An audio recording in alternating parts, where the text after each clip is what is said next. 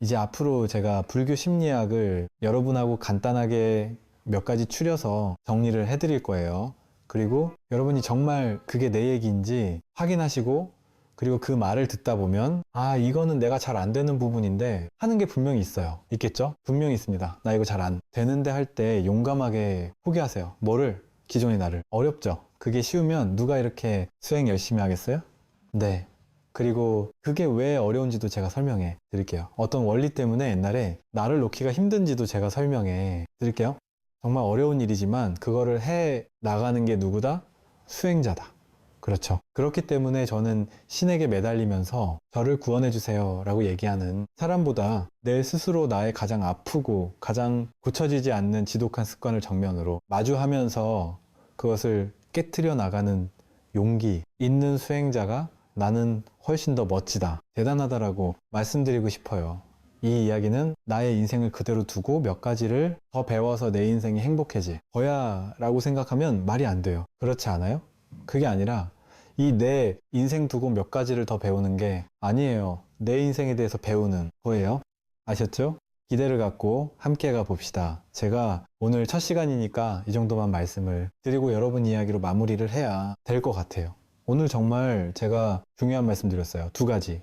첫 번째, 포기는 실패가 아니다. 공부에 있어서도 마찬가지예요. 포기하는 거. 내가 그 기존에 알고 있던 것을 아니야. 아니야. 이거 배웠는데 기쁘지 않았어.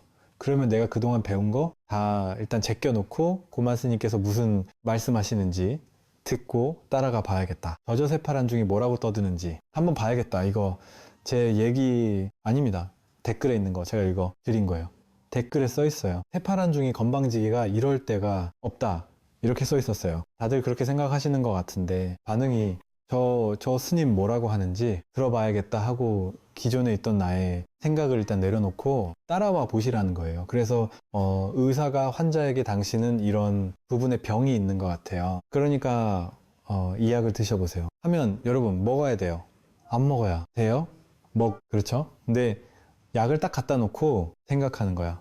아, 의사가 너무 젊은데 의사가 서울에 안 있고 상주에 있다던데 경상도 문딩에 던데 보니까 이걸 먹어야 되나? 이러지 마시고 일단 한 번만 드셔보세요. 약장사죠? 딱 멘트가 한 번만 먹어봐. 저는 그 일을 하고 싶어요. 한 번만 먹어보면은 야, 이렇게 향기로운 거였어. 아마 뭐 헤어나오지 못하실 거예요. 이 부처님 가르침에. 저는 자신이 있습니다. 제가 잘나서가 아니라 이 재라는 그릇에 이 부처님의 가르침을 담아주신 스승님과 어른들의 감사함 덕분에 제가 여러분에게 정말 진심으로 드리고 싶은 보석들이 저한테 있어요. 보마 스님이 잘난 게 아니에요. 부처님의 제자이기 때문에 얻을 수 있었어요. 이걸 여러분한테 그대로 전해드리고 싶어요. 여러분 다 받을 수 있습니다. 아셨죠? 아멘. 기대를 가지시고 우리 계속 진행되는 불교 심리에 많이 참여하시고 여러분의 삶이 변화되는 그 기쁨을 한번 느껴보셨으면 좋겠습니다. 오늘 제가 드릴 말씀은요 정도에서 마무리를 하고요. 그리고 혹시 궁금하신 부분이나 뭐 질문 있으시면 지금 해주시고 채팅에도 올려주시면 고맙겠습니다. 딸방을 보고 돼지를 키우나 했거든요. 아, 딸방을 보고 돼지를 키우나 했다고요? 네. 근데 여러 번 말을 해도 안 고쳐지는데 왜 그렇게 하면 안 돼요? 아, 그러니까 딸방이 막 돼지우리 같은데 아무리 얘기를 안 치운다. 그죠? 내가 어떻게 해야 돼요? 어떻게 해야 되느냐? 왜요? 돼지, 우리한테가 돼지우리. 가서 돼지 보고 치우라 그러지? 그러셨어요? 치워. 아니, 돼지한테 그 얘기 안 시키잖아요. 돼지한테 진짜 돼지 우리말이에요. 돼지 우리. 가갖고 야, 돼지야. 너는 어떻게 이런 대서 뒹굴고 사냐 이렇게 얘기 안 해요. 더 쉽게 얘기해 볼까요? 강아지가 있는데 도각사에 개가 있거든요. 삽살개가 이게 낯선 사람이 오면은 개가 짖어요? 안 짖어요? 짖어. 짖죠. 그럼 야, 너 아무리 그래도 내가 보만수님 보러 서울에서 하는데 이렇게 짖으면 되겠냐 안 되겠냐 그 얘기 해요 안 해요? 개한테 해요. 미안합니다. 네, 다시 얘기하면 우리 보살님 따님은 더러움을 몰라요. 이건 사실이에요. 어떤 상황이 우리 엄마 눈에는 이게 참을 수 없이 더러운 상황이에요. 맞죠? 네. 근데 그 친구는 더럽지 않아요. 왜 그럴까요? 왜 생각이 다를까요? 나이 차이도 있고 여러 가지로 나이 차이도 있고 여러 가지로 그래요. 정확하게 얘기하면요. 기억이 다르기 때문이에요. 기억이 다르기 때문이에요. 그 친구는 깨끗한 방을 보면서 행복했던 기억이 없어요. 걔는 깨끗한 걸 보면 이해를 못 해요. 그리고 뭐가 더러운지도 몰라요. 그 기억이 안 쌓였을 뿐이에요. 그 기억이 쌓이면 자기도 모르게 그런 견해가 나와요. 다시 얘기해서 정답을 알아야 뭐도 알겠어요? 오답도 아는 거예요. 근데 그 친구 기억 속에는 정답이라는 개념이 없어요. 다시 얘기해서 방은 이런 상태여야 한다라는 것은 엄마의 강요에 의해서 그냥 들었을 뿐이지 자기가 한 번도 그 기억을 갖고 야 이렇게 치우니까 너무 깨끗해라는 걸 느껴본 적이 없는 거예요. 이게 잘못된 건가요? 그 친구가? 근데 제가 옛날에는 저도 되게 어지르고 지저분하게 살았는데 그렇지 그 얘기가 나와야죠. 누구 닮은 거예요? 그거 몇 년 전부터는 네 많이 좋아졌거든요. 저는 몇 살 때 좋아지셨어요? 40 후반에요. 그렇지 그때 얘기하세요. 그때까지 기다려주세요. 아, 그 방 안 치우는 문제 있잖아요. 그거는 사실 그 친구에게 굉장히 큰 스트레스를 주는 거예요. 그리고 방을 치워라. 좀 이게 뭐냐? 아마 엄마나 아버지들은 다 그렇게 얘기를 할 거예요. 근데 그것도 방법이 있어요. 제가 농담은 계속 하는 게 아니라 알려드리는 거예요. 뭐냐면 그 친구에게 아, 내 모습이 이렇구나를 알려줄 필요가 있어요. 그래서 제가 가끔 핸드폰으로 사진 찍어서 보내주거든요. 그러면 깜짝 놀라요. 본인이 놀래요. 그렇죠. 왜 이런 거 보내냐고. 그렇지. 그걸 놀라는 거죠. 방태가. 놀라운 게 아니에요. 왜 내 방에 들어와서 이런 걸 찍어서 날 보내냐? 이게 놀라운 거예요. 전혀 엄마의 세계와는 다르니까요. 그래서 그거는 본인이 때가 돼야 치워요. 그거를 엄마가 기다려줄 필요도 있고 엄마도 40 넘어서 알았다면서요. 근데 딸도 마찬가지예요. 그래서 제가 오늘 강의하고도 일맥상통하는 얘기인 게 아까 사과하는 법을 모른다 그랬잖아요, 친구들이. 그것도 교육이에요. 근데 어떤 교육이냐면 어질렀으면 치워야지. 이것도 교육이에요. 하지만 몇 살이에요, 딸이? 이제 20살. 20살이요? 나는 초등학교 초등학생인 줄 알았네. 20살이면 스스로가 자기 방태를 확인할 수가 있어요. 그죠? 근데 그걸 못하는 것 같은 게 엄마가 얘기하는 거잖아요.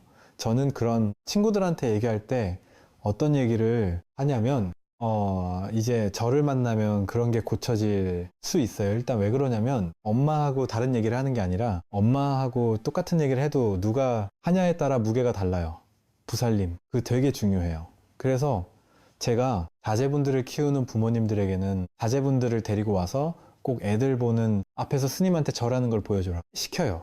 그러면 내 어머니와 아버지께서 절하는 스님이 다시 얘기해서 내 부모님의 스승님이 나를 칭찬해요. 그럼 얘 어떨까요? 기분이 날아가는 거예요. 다시 얘기해서 그 친구에게 스승을 만들어 주셔야 돼요. 정신적인 멘토를 만들어 주셔야 돼. 이건 정말 정말 소중한 문화입니다. 이거는 대한민국이 아니라 전 세계의 모든 이 사람들이 만들어야 할 문화예요. 정신적인 스승을 만들어 줘야 돼요.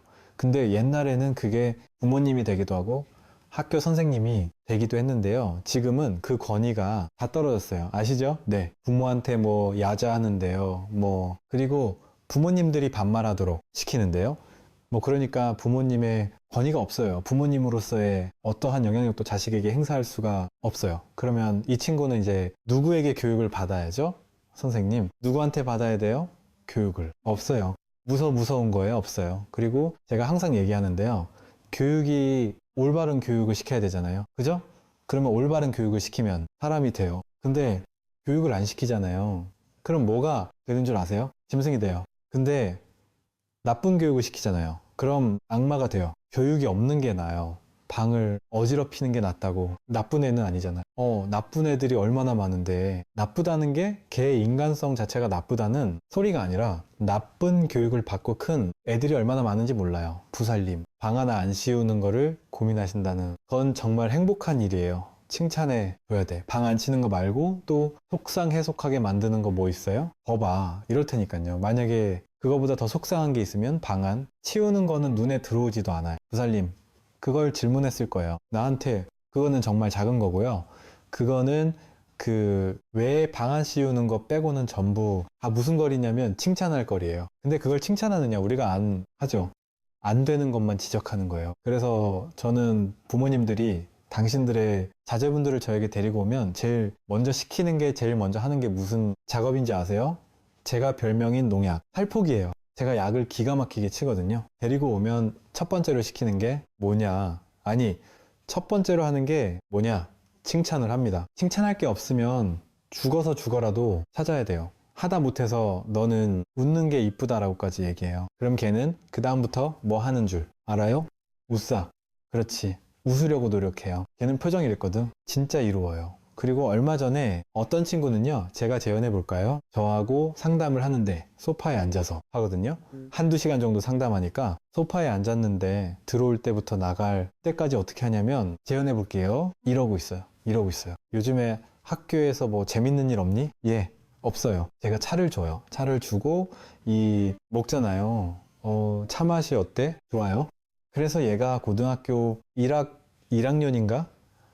중학교 3학년인가 1학년인가 그래요. 그래서 제가 걔 이름을 불렀어요. 야, 스님 봐봐. 그래 놓고 제가 똑같이 이렇게 앉아서 2분 넘게 3분 정도를 그러고 있었어요. 그게 얼마나 긴 시간인 줄 아세요? 이쯤 하면 일어나야 고개를 들어야 되는데 하는 시간이 지날 때까지도 계속 그러고 있었어요, 제가. 그게가 어떻게 할까요? 가시방송이에요. 그리고 제가 고개를 들어서 물어봤습니다. 어땠어? 기분이 안 좋았어요. 너를 무시하고 있다는 생각 안 들어? 듭니다. 그 다음부터 이렇게 안더라고요. 눈을 보더라고요. 그 다음부터 다시 얘기해서 나의 행동, 나의 언행 있죠. 말하고 행동하는 거기 방 치우는 것도 포함이 돼요. 그거를 스스로가 한 번도 되돌아보고 느낀 적이 없는 거예요. 그거 한 번만 느끼게 해주면 바로 바뀌어요. 그리고 그게 다른 것보다 엄청나게 심각한 문제가 아니에요. 부살림 방 개판인 거 인정해 주세요. 괜찮아요. 그리고 얘기해요. 아유, 쟤 누구예요? 아유, 네, 키우는 돼지예요. 심각하잖아요. 심각하면 지옥이에요. 아무리 사소한 거라도 심각하면 힘들어요. 그래서 제가 이 불교 심리학 진행하면서 진지하면 속은 거다라는 얘기를 해요. 진지하지 않게라도 얼마든지 얘기할 수 있거든요. 그 친구에 대한 고민을 말씀하셨지만 제가 볼 때는 그 친구의 그 돼지우리 같은 방을 엄마가 어떤 눈으로 바라보고 거기에 대해서 엄마가 어떤 제스처를 그 친구에게 취하는지 저는 그거부터 짚어보자고 얘기하고 싶어요. 그래서 문 열고야. 진짜 너 전생에 돼지였나 봐. 기가 막히다. 방이. 똑같이 방 좀 치우라고 얘기해도 웃으면서 할 수 있어요. 그러면 그 친구도 웃어요. 근데 내가 인상을 쓰고 심각하게 얘기하면 그 친구 어떻게 돼요? 짜증나는 거예요. 별것도 아닌 걸로 그 친구와의 관계 자체를 깨뜨려 버려요. 이게 누가 그러냐면 부모님들이 그렇게 많이 해요. 그거는 그렇게 심각한 문제가 아니고 저는 그거보다 더 중요한 거는 그런 모습을 볼 때 우리 어머님이 진지해지는지 아니면 장난스럽게 유머러스하게 얘기하는지 그거부터 한번 보시면은 그 진지하지 않은 엄마의 모습을 보고 이 친구가 마음을 열고 분명히 바뀔 거라고 생각해요. 아셨죠? 우리 다른 방도 되지 우리처럼 잘 만들고 정말 대단해. 훌륭해. 너는 어떤 아무리 100평짜리 아파트를 줘도 하루면 수대기장 만들 것 같아. 훌륭해. 넌 대단한 재주를 나는 그게 안 돼. 재주가 대단해. 이것도 지적한 거예요. 맞죠? 근데 그 친구가들은 뭐라 그럴까요? 웃어요. 웃어요. 얘야 돼지우리도 좋은데 건강해서 고마워. 네가 병 속에 누워있으면 방을 돼지우리로 만들 수 있겠니? 너 건강해서 그렇게 엉망진창으로 만드는 거겠지. 고마워. 앞으로도 계속 부탁해 되지. 그래도 방이 더럽다라는 거 본인한테 얘기하는 거 알아요. 어른들이, 우리 부모님들이 먼저 공부하고 살아가셨던 분들의 마음속에 조금 더 진지함이 빠져야 된다고 생각해요. 그리고 더 유머러스 하시고요. 더 유쾌하고 더 가볍게 접근하셔야 그 친구들 마음에서 심각함이 없어질 거라고 봐요. 그래서 이거는 누구 잘못은 아닙니다. 아셨죠? 그것도 아주 지극한 일이고요. 정상적인 일이고요. 부모님이 그거 보고 속상해 하는 것도 정상적인 일이에요. 너무 걱정하지 마시고 그거 빼곤 잘한다면서요? 칭찬해 주세요. 네, 어유 방도 잘 더럽히네. 그러고 칭찬해 주시면 좋겠습니다. 한번 해 보세요. 네, 한번 배웠으면 올인. 네, 적용해 보세요. 적용해 보세요. 그리고 웃어봐요. 그럼 우리 엄마가 드디어 가셨구나. 스트레스를 많이 받으셔서 많이 힘드시구나 하면서 웃을 거예요. 꼭 한번 해보시기 바랍니다. 제가 군에 있을 때 훈련소에 있을 때 제 동기 스님이 계신데 공군으로 가셨어요. 그분은 키도 180이 넘고요. 덩치도 커요. 그리고 얼굴도 되게 잘생기고 커요. 그리고 그분이 이제 훈련복을 입고 막 유격도 하고 그러잖아요. 옆에서 제 동기 따는 스님이, 그분도 동기고 셋다 친구인데, 그 도반 스님이, 아, 우리 스님은 덩치가 커서 그런지 군복을 입으니까 유엔 미군 같다고? 미군 같아. 그래가 그랬어요. 나는 이 물어봤어요. 스님은 이민군 같아. 제가 되게 지저분하게 생겼나 봐요. 저희 이제 어른절을 어릴 때부터 걷어서 키워주신 저희 비구니 스님이 저희 절에 계신데, 그 스님께서 어느 날 제가 이제 이 샤워실에서 다 씻고 샤워를 다 하고 그리고 딱 나왔는데 우연히 지나가다 절 보신 거예요. 안녕하세요. 그리고 인사를 했더니 저 보시고 첫 마디가 뭐냐? 안 씻어 그러시는 거. 아니, 방금 물기를 닦고 샤워를 하고 나왔는데 보자마자 선생님은 안 씻어. 그래, 씻겠습니다. 왜 그래? 지저분해 보인다고요. 그분도 농담이고요. 듣는 저도, 아, 지금 씻고 나왔는데 무슨 얘기 하시는 거예요? 아니에요. 제가 뭐라 그랬죠? 아, 예, 씻겠습니다. 저도 농담이에요. 뭘 갖고 싸울까요? 괜찮아요. 우리의 마음속의 심각함을 빼는 수행은요, 말은 제가 되게 쉽게 했지만 이거 논리적으로 명확하게 이해하지 않고서는 정말 힘듭니다. 그래서 내가 마음에 걸리는 요만한 일만 생겨도 금세 심각해져요. 어쩜 그렇게 길이 잘 날아있는지 몰라요. 그쪽으로 제가 볼 때 한 10차선은 되는 것 같아요. 그 도로가 웬만하면 걸로 가. 웬만하면은 심각한 쪽으로 가요. 좋은 일이 있어도 심각해져요. 복권. 당첨되면 심각해져요. 유쾌해져요? 심각해져요. 왜? 이거를 남편한테 얘기해야 될까? 복권을 맞는 동시에 이혼을 결심하는 거예요. 심각함을 빼면 모든 게 유쾌해집니다.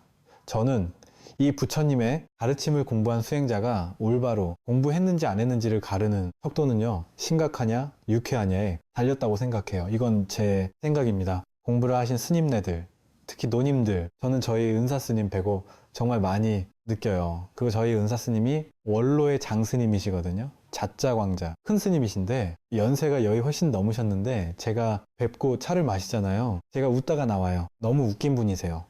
근데 그게 실없는 분이어서 그러실까요? 아니요. 저희 대한민국 불교계의 어른 중에 어른이세요. 근데 그분이 나이가 40년도 넘게 차이나 거의 50년 정도 차이 나는 상조한테 유머러스하게 개그를 치시는 거예요. 그리고 저를 웃게 만들어요. 얼마 전에 제가 여기 출연료 같은 거 줘요. 많지 않아도 출연료를 주거든요. 몇만 원 이렇게 받아요. 제가 그러면 그거 모아요. 그래가 모아서 이번에 저희 은사스님 선물 드렸거든요. 저번 달에. 아니죠, 2월달. 저번 달이네요. 2월달에 선물 드렸는데 뭐 드렸는 줄 아세요? 장갑 드렸어요. 장갑이 겨울에 끼는 이 모지로 돼 있는 장갑 있잖아요. 그거를 한 켤레를 사서 드렸어요. 그리고 스님, 저 그 출연료 받아서 샀습니다. 이렇게 말씀을 드렸거든요. 그랬더니 받자마자 뭐라 그러시냐 아세요?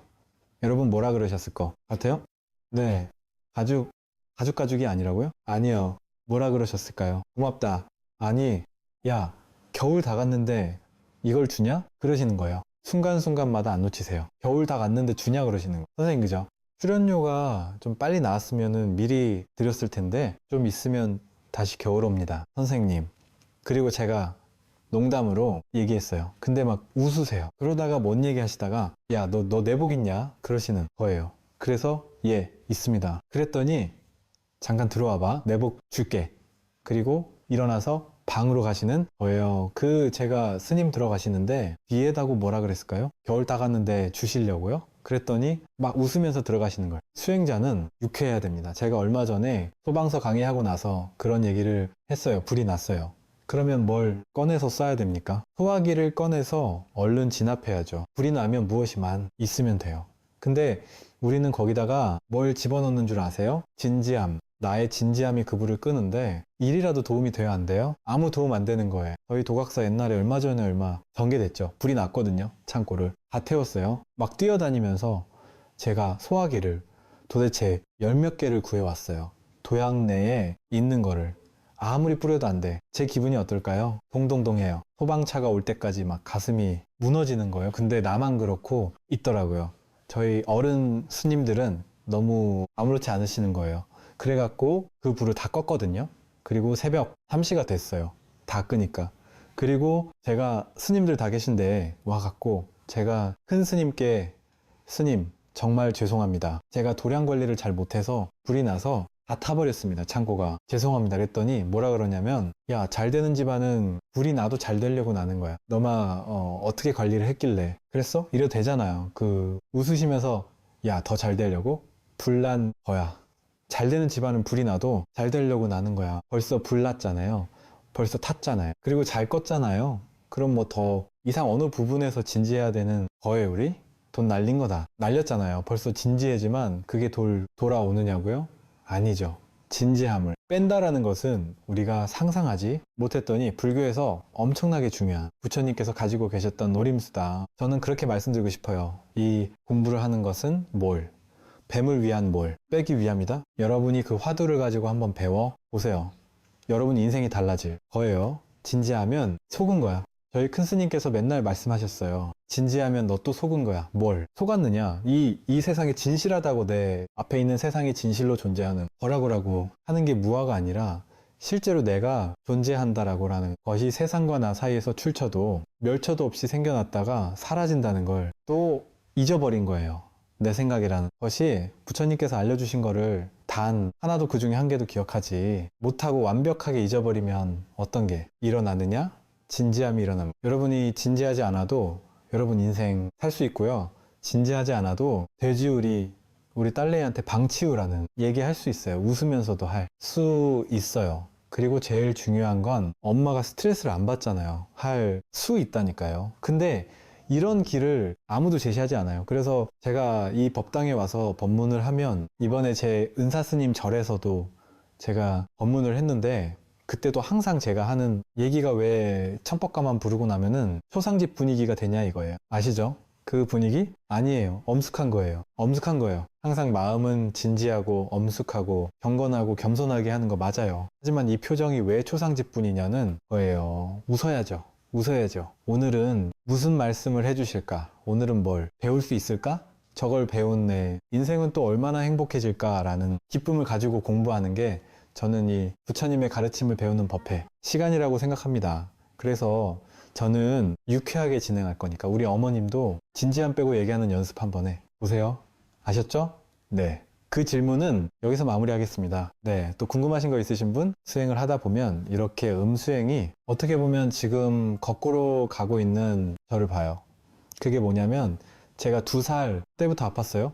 지금도 아프고 약간 자학하는 게 있어요. 자책하고. 왜냐면 어릴 때 사람들은 내가 안쓰러우니까 좋은 뜻에서 쟤 어쩌면 좋니? 어머 어떡해. 너 그래가지고 시집 하겠어? 그 어린아이 들었어요. 뭔가 하면 안 되는 사람, 할 수 없는 사람. 그리고 또 가족들한테도 상처받은 게 좀 있었어요. 나 왜 안 봐줘? 나 좀 봐줘? 근데 이제 불교 공부하면서 그거는 제가 풀었어요. 그들도 어렵고 우리 형제들도 어렵고 부모님들도 바빴고 근데 아까 스님께서 우리가 싸웠을 때 사과하는 법도 모르고 사과를 받아주는 방법도 모른다고 하셨잖아요. 그 말에 되게 와닿던 게 나한테 하는 거를 꼭 좋아하는 사람이 생기면 시간이 지났을 때 내가 그 행동을 하더라고요. 말과. 그래서 그것 때문에 이번에 너무 상처를 스스로가 받았어요. 네, 정말 중요한 얘기예요. 그게 뭐냐면 지난날의 나라는 것이 계속 발목을 잡는 거거든요. 그리고 그게 마치 지금 살아있는 것처럼 느껴요. 그 백규경이라는 경전 보면은 이런 표현이 나옵니다. 정말 아내를 사랑하는 남편이 있었는데 이 아내가 죽어버려요. 그래서 이 아내를 화장을 해요. 그리고 이제 당연히 유골이 이제 나올 거 아니에요. 수습을 했을 거 아니에요. 그걸 유골 단지에 넣어놨어요. 근데 그 육골 단지에 있는 그 안에 뼈 있잖아요. 그거를 아내가 살아있다고 생각하는 거예요. 이 남편이. 그래서 때 되면은 육골 단지에다가 밥도 먹이고 입을 덮어줘요. 자라고. 들으셨어요? 그 남편은 뭐라 그럴 거예요? 여러분 이제 봤어요? 그런 사람을 뭐라고? 얘기하실래요? 저렇게 한숨 나오는 거예요. 아유 갔구나. 그렇게 좋아하더니 얼마나 상실감이 크면 갔네. 맛이 갔네. 경전에 나오는 얘기는 누구 얘기라고요? 내 얘기예요. 우리 그렇게 하고 있는 거예요. 그게 무슨 말이냐? 이미 죽음이라고 경에서 얘기하는 거는 육신의 죽음을 말하는 게 아니라 지금이라는 이 순간을 떠나서 과거로 간 것을 모두 죽음이라고 표현해요. 살아있으려면 언제 살아있어야 돼요? 그렇죠? 그럼 어제 살아있는 거는 죽은 거예요? 살아있는 거예요? 그렇죠? 모든 것은 지금이라는 순간에 생겨나지만 찰나를 견디지 못하고 과거로 사라져요. 그리고 어디에만 들어가 있는 줄 아세요? 기억이라는 곳에만 들어가 있어요. 그게 육골 단지예요. 단지예요. 그리고 그 안에 들어가 있는 뼈는 뭐냐? 내 아내와의 추억이에요. 내 옛날의 기억이에요. 보살님이 말씀하신 내 어린 시절의 추억들이에요. 그게 단지 안에 들어와 있어요. 맞죠? 근데 그거는 죽은 거예요? 살은 거예요? 죽은 거예요. 없어진 거란 얘기예요. 지금 이 세계에는, 이 현실 속에는 옛날에 보살님이 겪었던 아픔 있죠? 그 아픔을 주었던 말 남아있어요. 안 남아있어요? 지금은 없어요. 우리 명확하게 인정하자고요. 없는 건 없다고 얘기하자고요. 없어요. 기억만 나는 거예요. 맞죠? 그 기억나는 것을 경전에서는 육걸단지라고 표현하는 거예요. 그러면 죽었으니까 당연히 죽은 것으로 돼야 돼요. 근데 이 남자는 어떻게 됐어요? 지금 살아있는 것처럼 됐어요. 그렇죠? 그래서 보살님 같은 말씀을 하시는 분들은 옛날에 있었던 그 일이 마치 지금 살아있는 것처럼 생각해요. 그렇게 느껴요. 그거는 보살님의 잘못이 아니에요. 우리 정신에는 그렇게 느끼게 만드는 능력이 있어요. 모두가 사라져서 과거로 지나가 버렸는데 그게 마치 지금 있는 것처럼 느껴지게 하는 정신의 능력이 있다니까요. 이건 위대한 겁니까? 천한 겁니까? 위대한 거예요. 위대한 거예요. 그래서 우리는 옛날에 만났던 반가운 사람을 지금 눈앞에서 만나면 갑자기 어떻게 돼요? 아이고 반갑습니다. 이 얘기를 할 수 있는 이유는 뭐냐면 지나간 건 없어진 거잖아요. 그게 완전히 사라졌다면 반가운 사람을 만나도 저 실례지만 누구세요? 할 거예요. 근데 우리는 그 기억을 살려서 갖고 올 수 있는 능력이 있어요. 이 능력 때문에 우리는 이 능력을 주니까 어디다 써먹었냐? 그거를 슬픔을 지금으로 끌고 오는데 쓰는 거예요. 이 능력 자체에는 죄가 없어요. 이 능력 때문에 우리 이렇게 행복하게 만날 수 있는 거예요. 근데 이 능력을 어디에만 많이 쓰느냐면 힘든 일 갖고 오는 데 쓰는 거예요. 잘못 쓰는 거지, 그죠? 이 정말 잘 드는 칼을 줬더니 무슨 짓을 해요? 난 의사가 될 줄 알았더니 강도짓이라 그러셨어요. 조심하셔야 돼요. 저분 정확한 얘기예요. 잘 드는 명검을 줬더니 수술하라고 줬더니 강도짓을 하고 있는 거예요. 그것도 역시 칼을 가지고 하는 거예요. 똑같은 칼을 가지고 강도짓을 하는 거예요.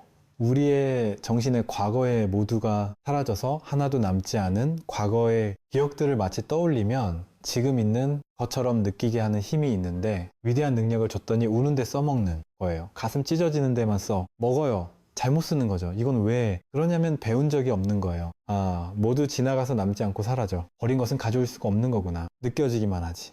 지금 나에게 존재하는 것은 아니구나 라는 것을 명확히 듣고 이해하고 믿어야 되는 거거든요. 근데 우린 그렇게 안 했어요. 어떤 연습을 했냐면 너 옛날에 나한테 그랬지. 이것만 연습한 거예요. 심지어는 상대방이 기억도 못하는 거를 그래 볼던지 너 모르겠지. 맞아. 죽은 개구리는 영원히 못 잊는다 그거. 그 사람도 공유하지 못하는 기억을 나 혼자 갖고 있으면서도 그것이 마치 진실한 사실인 것처럼 스스로를 자꾸 세뇌시키는 거예요. 연습을 자꾸 하는 거예요. 그러면 그게 진짜 존재하는 것처럼 느껴져요. 엄청난 능력이 있습니다. 우리 정신은 위대하기 때문에 지옥을 맛보는 거예요. 부사님이 그러셨죠. 옛날에 있던 그 상처들 그거 많이 극복하신 것 같아요. 제가 볼 땐 내가 부족한 사람이라고 느끼잖아요. 그러면 우리는 이 부족함을 만회하고 채우기 위해서 보상하기 위해서 자기 자신에게 굉장히 엄격한 규칙을 세워요. 나에 대해서. 이거는 어떤 의미냐면 나에게서 누구에게도 요만한 트집도 잡지 못하게 스스로를 완벽한 사람으로 만들기 위해서 강박을 갖기 시작해요. 그 근본은 뭐냐? 내가 별 볼 일 없다라는 생각에서 비롯돼요.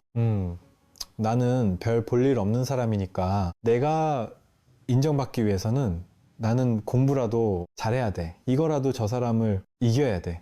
또 내 생활하는 모습도 쟤보다는 나아야 돼. 적어도 되지. 우리는 만들지 말아야지. 이렇게 자기의 모든 것을 스스로가 딱 틀에 넣듯이 제가 그랬어요. 그런데 거기까지만 하면 괜찮은데 그 잣대를 그 틀을 누구에게도 적용시킨다고요? 아멘.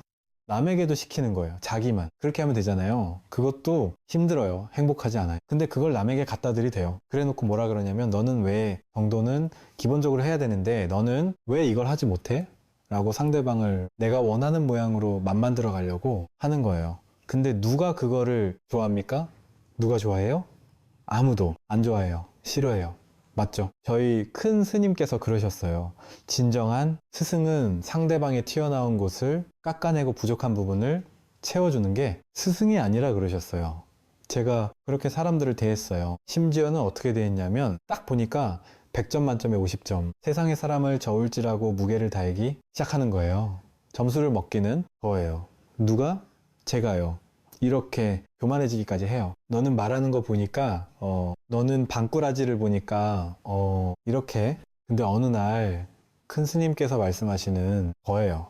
그게 스승이 아니라고. 진정한 스승은 그 사람에게 맞는 구멍을 찾아주는 게 스승이라 그러셨어요. 그럼 그 사람 깎을 필요 있어요? 없어요?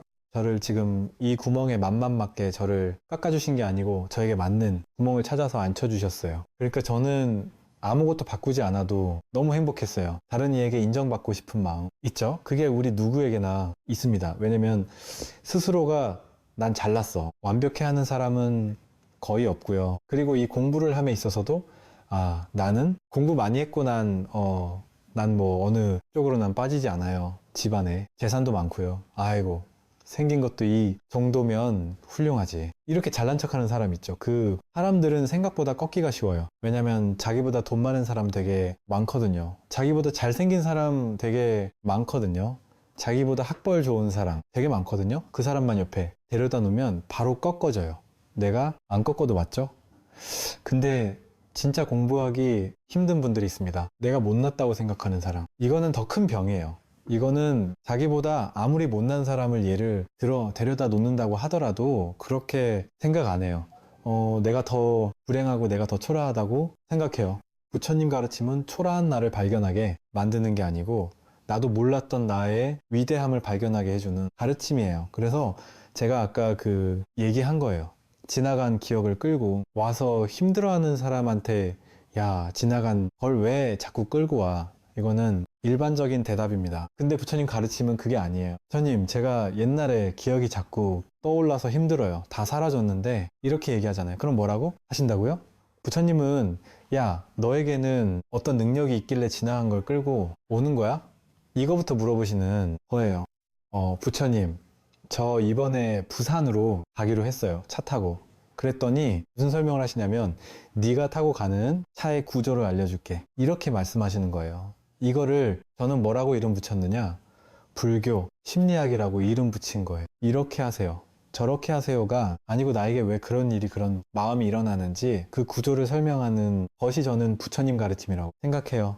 보살님이 정답을 다 알고 있어요. 근데 그 밑바닥에 있는 가만히 따지고 보면 남들보다 못한다, 못 하지 않아요. 스스로가 그렇게 생각하는 거예요. 전혀 못하지 않거든요. 그런데도 못난 나를 우리는 자꾸 찾는다니까요. 아까 얘기했잖아요. 그쪽으로 한 10차선 도로 나 있다고 남 트집 잡도 나에게도 트집 잡고, 그래서 스스로 얼른 거를 정말 잘해요. 우리 그 연습만 했기 때문이에요. 이제 견해를 바꿔서 제가 말씀드리면 아까 그랬잖아요. 야, 방도 정말 되지. 우리 잘 만들고 훌륭하다. 이렇게 농담을 제가 했지만 농담이 아니에요. 자꾸 스스로의 모습을 보면서 야, 정말 나는 어떻게 해서 옛날 일을 그렇게 순식간에 잘 끌고 오지? 다 지나갔는데 어떻게 그 생각만 하면 지금 그 감정이 다시 일어나지? 진짜 대단한 능력을 갖고 있구나. 나는 여기에 초점을 맞추면은 인생 자체가 달라집니다. 제가 그 말씀을 드리는 거예요. 아셨죠? 그리고 이 공부, 마지막으로 제가 말씀드린 거, 이 공부는 내 삶을 바꾸는 것이다. 내 삶을 그대로 두고 예외를 두고 살면 안 된다. 그대로 내 삶에 대입해야 된다. 이 정도로 정리해드리면 될 것 같습니다. 다음 시간에 제가 만나게 되면 그때부터는 이제 불교 심리학의 개괄에 대한 얘기도 해드리고, 또 여러분 질문도 조금 더 많이 받고 그렇게 할게요. 저는 여기 대본이 없잖아요. 그죠? 그냥 올라오는 걸 좋아해요. 그리고 생방송 좋아해요. 왜냐면 방송사고가 재밌거든요. 제가 잘라서가 아니라 여러분의 이야기로 만들어가는 살아있는 시간이 됐으면 좋겠어요. 제가 그렇게 스승님께 배웠고요. 저도 역시 그거를 여러분에게 나누어 드리고 싶어서 그렇습니다. 오늘 뭐 준비도 제대로 안 됐고 시간도 뭐 빠듯하게 지나갔지만 그래도 이 귀한 시간 만들어 주신 우리 헬로부타 TV 관계자분들 진심으로 감사드리고, 이 늦은 시간에 몇 명 들어왔죠? 지금 200명, 200분 넘게 들어와서 함께 주시는 거에 대해서 제가 진심으로 감사드립니다. 다들 제 이야기인 것 같아서 뜨끔해요. 막 이런 얘기 올려주셨어요. 맞아요. 우리 얘기해요. 멀리서 오신 분들 정말 감사드리고요. 다음에 또 질문할 거리가 있으면 가지고 오세요. 예. 어려워하지 마시고 저는 항상 얘기하는데, 못난 질문은 없어요. 못난 대답은 있어요. 무슨 뜻인지 아시겠죠? 질문은 못난 게 없어요. 용기 있게 하세요. 그리고 제가 대답을 제대로 못하면 못난 대답을 하는 보만 스님이 되겠죠. 그거는 저의 문제니까 여러분 주저하지 마시고 여러분의 이야기를 많이 해주시면 좋겠습니다. 우리 제가 항상 얘기하는 불교 심리야. 구호 진지하면 속은 거야. 우리 크게 한번 외치고 마무리할까요? 제가 진지하면 선창하면 여러분은 잘한 거야 하면 안 돼요. 속은 거야. 아셨죠? 네, 오늘 긴 시간 함께 해주셔서 감사했고요. 처음 뵙는 분들 모두 반가웠습니다. 오늘 불교 심리학내 여기서 마무리하도록 하겠습니다. 진지하면 속은 거야. 감사합니다.